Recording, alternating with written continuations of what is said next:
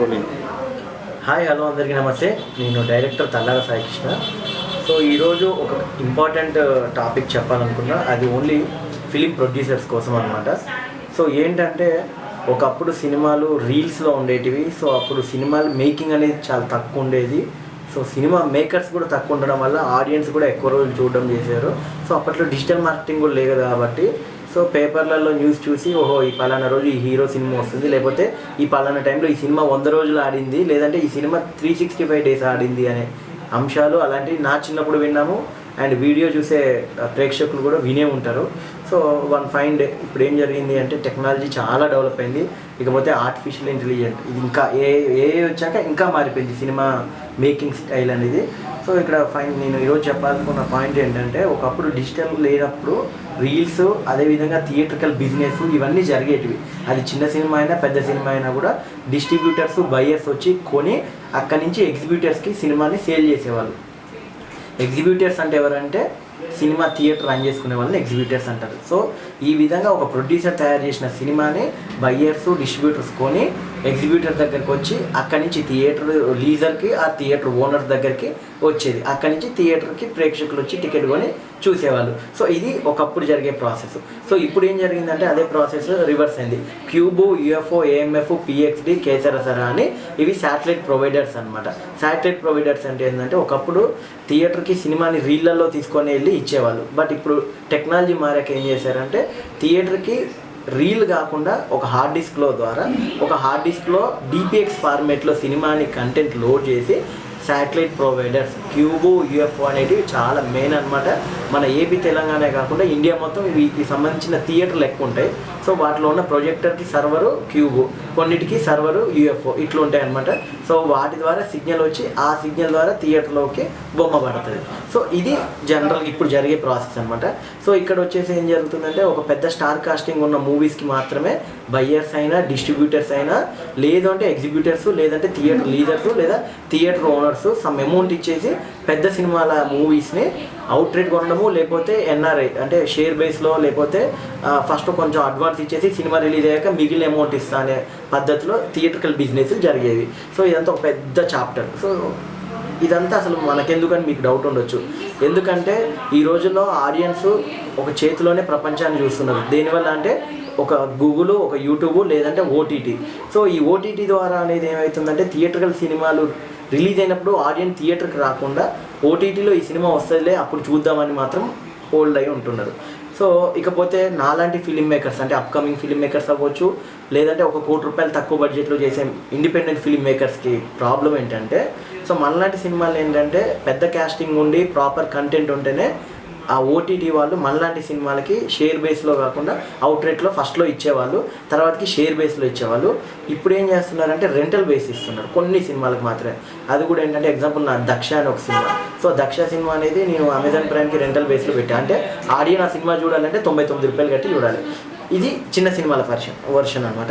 ఇకపోతే పెద్ద సినిమాలకి కోవిడ్ టైంలో ఓటీటీకి ఆడియన్స్ ఎక్కువ చూడడం వల్ల మంచి రేట్లు ఇచ్చేసి నెట్ఫ్లిక్స్ అయినా, అమెజాన్ అతనైనా, లేకపోతే ఆహా వాళ్ళైనా, ఈటీవీని వాళ్ళైనా, G5 వాళ్ళైనా, సన్ నెక్స్ట్ వాళ్ళైనా, లేదు అంటే ఎయిర్టెల్ ఎక్స్ట్రీమ్ ఇలాంటి చిన్న ఓటీసీ కూడా ఉన్నాయి.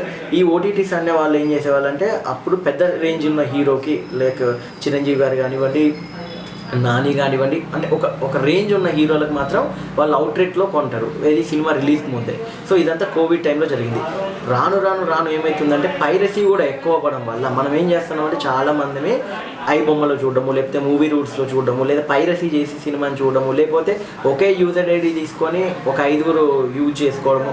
సో దీనివల్ల ఏమవుతుందంటే ప్రొడ్యూసర్కి ఓటీటీ దగ్గర నుంచి వచ్చే రెవెన్యూ తగ్గుతుంది. సో దానివల్ల ఓటీటీ వాడు ఏం చేస్తున్నాడంటే మీ కంటెంట్ నా ఓటీటీలో పెడితే రెవెన్యూ తగ్గుతుంది ఆ ఉద్దేశంతో సో మీ సినిమాకి మేము బడ్జెట్ తగ్గిస్తామని అక్కడ కాస్ట్ కంట్రోల్ అనేది చేశారు. అది పెద్ద సినిమాలకి. ఇక చిన్న సినిమాలకు వచ్చేసరికి ఏమవుతుందంటే ఒకప్పుడు షేర్ బేస్లో పెట్టేవాళ్ళు. ఈటీవీ వాళ్ళైతే ఒక ₹10 లేదంటే ₹6, ₹5లో ఒక మాదిరిగా ఉన్న సినిమాలు కొంచెం క్వాలిటీ ఉండి ఫ్యామిలీ చూసేటట్టు ఉండి ఒక క్యాస్టింగ్ ఉన్న సినిమాల్ని మంచి జోనర్లు ఉన్న మూవీస్ని అది కూడా థియేటర్లో ఒక 1 వీక్ 20 డేస్ 10 డేస్ ఆడిన సినిమాలు మాత్రమే వాళ్ళు షేర్ బేస్లో పెట్టుకునేవాళ్ళు.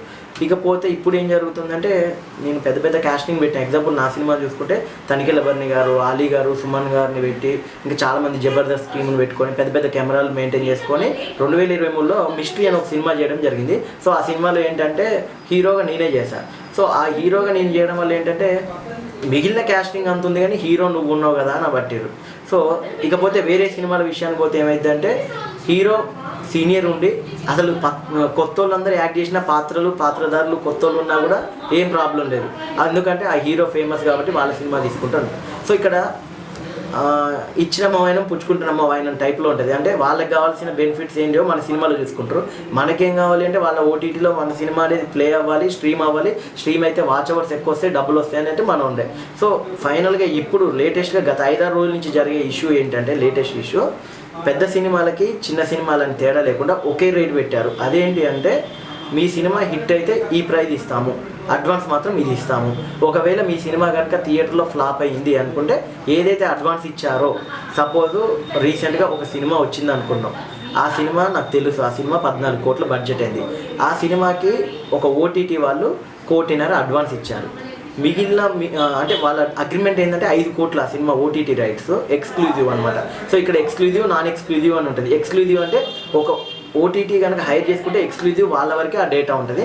నాన్ ఎక్స్క్లూజివ్ ఏంటంటే ఆహా వాళ్ళు పెట్టుకోవచ్చు, అమెజాన్ వాళ్ళు పెట్టుకోవచ్చు, సన్ నెక్స్ట్ వాళ్ళు పెట్టుకోవచ్చు. ఇది నాన్ ఎక్స్క్లూజివ్. సో ఈ పద్ధతులను కూడా తీసేసి ఇప్పుడు ఏం చేస్తున్నారంటే మీ సినిమా థియేటర్కల్ రిలీజ్ అయితే బాగా రన్ అయింది, హిట్ అయింది అంటే మేము అనుకున్న 5 కోట్లు ఇస్తాము, లేదంటే మీకు అడ్వాన్స్ ఇచ్చిన 1.5 కోటితో క్లోజ్ అన్నారు. సో ఇదంతా ఓటీటీలో జరిగే ఒక విధంగా చెప్పాలంటే వ్యాపారం, బిజినెస్, దందా. సో దీనివల్ల ప్రొడ్యూసర్కి ఏమైనా డబ్బులు వస్తాయంటే పెద్ద డబ్బులు కూడా రావు. ఎందుకంటే అమెజాన్ ప్రైమ్లో 1 గంట సేపు సినిమా కనుక స్కిప్ చేయకుండా చూస్తే వచ్చేది 1 రూపీ అనమాట. ఆ 1 రూపీలో ట్యాక్స్లు, జిఎస్టీలు, మధ్యలో అప్లోడ్ చేసిన కంటెంట్ ప్రొవైడర్స్ వీళ్ళ పేమెంట్లు పోను ప్రొడ్యూసర్కి వచ్చేది 20 పైసలు. సో ఎంత 20 పైసలు కూడా పెడితే సినిమాకి డబ్బులు వస్తాయి అనేది ప్రొడ్యూసర్లు కొత్తగా వచ్చే వాళ్ళు ఆలోచించుకోవాలి. సో ఇకపోతే చాలామంది ప్రొడ్యూసర్స్ ఏం చేస్తారంటే మేము ఓటీటీకి సినిమా చేస్తాం అని చెప్తున్నారు. సో వాళ్ళందరికీ తెలియని విషయం ఏంటంటే అంటే జనరల్గా కొత్త వాళ్ళకి తెలియదు. ఓటీటీకి తెలియడం అంటే మనం ఏదో ఫోన్లో చూసుకుంటున్నాం కాబట్టి అది మనకి ఈజీ యాక్సెస్ అనుకోని చాలా సింపుల్గా 1 కోటి 2 కోట్లు పెట్టి ఇండస్ట్రీకి వస్తున్నారు. సో దయచేసి అలా రాకండి. ఎందుకంటే థియేటర్కల్ సినిమా చేయడమే ఈజీ, ఓటీటీకి సినిమా చేయడమే కష్టం. ఎందుకంటే వాళ్ళు అప్రూవల్ ఇవ్వాలి, లేదంటే సినిమా రిలీజ్ అయ్యాక బుక్ మై షో, ఐఎండిబిలో వాళ్ళకి ప్రాపర్ రేటింగ్ ఉండాలి, డిజిటల్ మార్కెటింగ్లో యూట్యూబ్లో మిలియన్స్ వ్యూస్ ఉండాలి, లేకపోతే సినిమా మీద రివ్యూస్ ఉండాలి. సో ఇవన్నీ వాళ్ళ ఆల్గరిథం చెక్ చేసుకొని వాళ్ళు తీసుకుంటారు. అవి కూడా ఏంది అవుట్ రేట్ తీసుకోరు, ఓన్లీ షేర్ బేస్లో తీసుకుంటారు. ఆ రూల్స్ కూడా మార్చేసి ఇప్పుడు ఏం చేస్తారంటే మీకు ఇంతే అడ్వాన్స్ ఇస్తాము, సినిమా కనుక బాగుంది, థియేటర్లో రిలీజ్ అయ్యి 1 వారం రోజులు 10 రోజులు మంచి టాక్ వచ్చిందంటే ఇలా ఇస్తామని చెప్తారు. సో మీకు మరిన్ని అప్డేట్స్ కావాలనుకుంటే నెక్స్ట్ ఎపిసోడ్లో ఫాలో అవ్వండి. మా ఛానల్ సబ్స్క్రైబ్ చేయండి. నేను మీ తల్లాడ సాయి కృష్ణ. Thank you.